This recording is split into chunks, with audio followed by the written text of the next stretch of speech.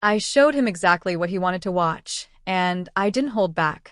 When I think back on that day, the memory doesn't come all at once. It drifts into my mind in fragments, like an old movie reel clicking through moments of laughter, silence, tension, and something far deeper than I realized at the time. My name is Emily Carter, and this is the story of how I showed someone exactly what they needed to see, without holding back even a piece of myself. It all started on a breezy Friday evening in May. The air in Willow Creek, our small Midwest town, was scented with lilacs, and the streets carried the hum of neighbors mowing their lawns before nightfall. I had just come home from my job at the community library. My hands still smelled faintly of old books and lemon cleaner, and I was tired in that way only a week of shelving heavy hardbacks could make you. But I wasn't about to let exhaustion ruin the weekend. Inside my cozy two-bedroom house, my younger brother, Ethan Carter, was waiting. Ethan was 22, a college student home for the summer. He was bright, but lately I could tell something weighed on him. He had been quieter than usual, spending more time locked in his room with his laptop, earbuds in, shoulders hunched. Tonight, though, he surprised me by sitting on the couch with the TV remote resting on his knee, looking at me with a kind of restless energy. "You busy tonight, Em?" he asked. I shook my head. "Not really." "Why?" "I want to watch something with you. Something I've been putting off.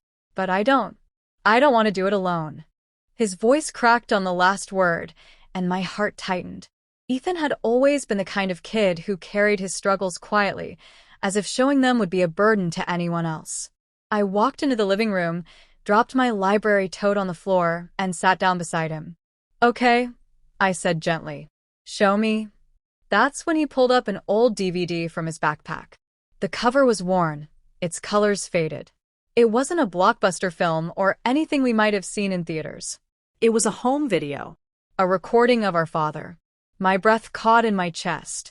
Dad had passed away 3 years ago, after a sudden heart attack that left our family reeling. The last time I had watched one of his videos, I'd ended up crying so hard I swore I'd never put myself through it again. But looking at Ethan's eyes, red around the edges, pleading, I knew this wasn't about me. "You sure about this?" I asked softly. He nodded. "I need to, and I need you there." So we pressed play. The screen flickered, and suddenly there he was, Dad, standing in our old backyard, wearing his favorite baseball cap. The camera wobbled as Mom had clearly been the one recording. Dad grinned, waving like he was addressing a stadium instead of just his kids. His voice boomed with the same warmth I remembered, and for a moment, the living room felt like it had shifted in time. Ethan stiffened beside me, his arms crossed tightly. I reached over and placed a hand on his shoulder. He didn't shrug me off. That was something. We sat there in silence, watching Dad tell jokes, grill burgers, tease Ethan about his haircut, and pull me into frame to remind me to smile. Every word, every laugh, was like a gift and a wound all at once. I could feel Ethan's breathing deepen, like he was trying to hold back a tide inside him. Finally, when Dad's image filled the screen with one of his classic pep talks about working hard, staying honest, and taking care of each other, Ethan broke. His hand went to his face, covering his eyes, and his body shook with quiet sobs. I didn't say anything right away. I let him cry, let him finally release what he had been bottling up. When the credits of the old tape rolled, a shaky, handwritten note from Mom that said Summer 2007, I muted the TV. Ethan turned to me, eyes swollen, cheeks wet.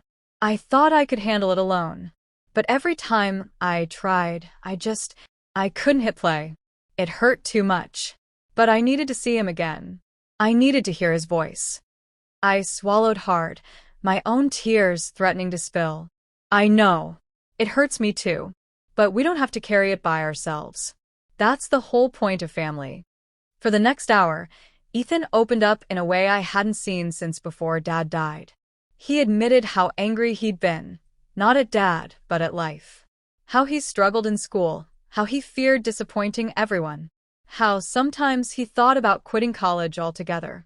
I listened, really listened, without cutting him off or jumping in to fix things. And then, when he was finally done, I told him the truth I had been holding back too. I've been struggling too, I said quietly. I put on a brave face because I thought you needed me to be strong. But the truth is, I miss him every single day. I cry in the car sometimes just so you won't see. But hiding it hasn't helped either of us. Ethan's expression softened. You never told me that, because I thought if I showed you my pain, it would make yours worse. But maybe what we needed all along was to share it. The silence that followed wasn't heavy anymore. It was healing. From that night on, we made it a ritual. Every Friday, we watched one of Dad's old videos together.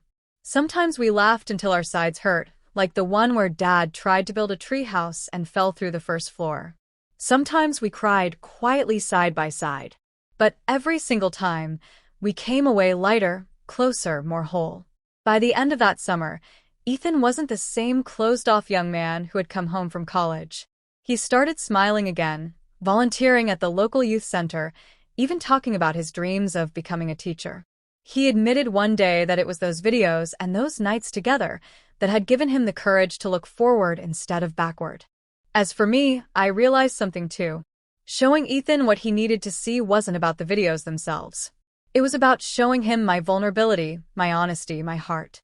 It was about not holding back the truth, that grief is heavy, but it becomes bearable when carried together. So when I say, I showed him exactly what he wanted to watch and I didn't hold back, I don't just mean the tapes of Dad. I mean, I showed him the real me, pain, and all. And in doing that, I gave him permission to do the same. That's what changed everything. That's what turned a night of sorrow into the beginning of healing. And even now, years later, when the ache of missing Dad sneaks up on me, I know one thing for sure. I don't have to face it alone. Because sometimes the bravest thing you can do is press play.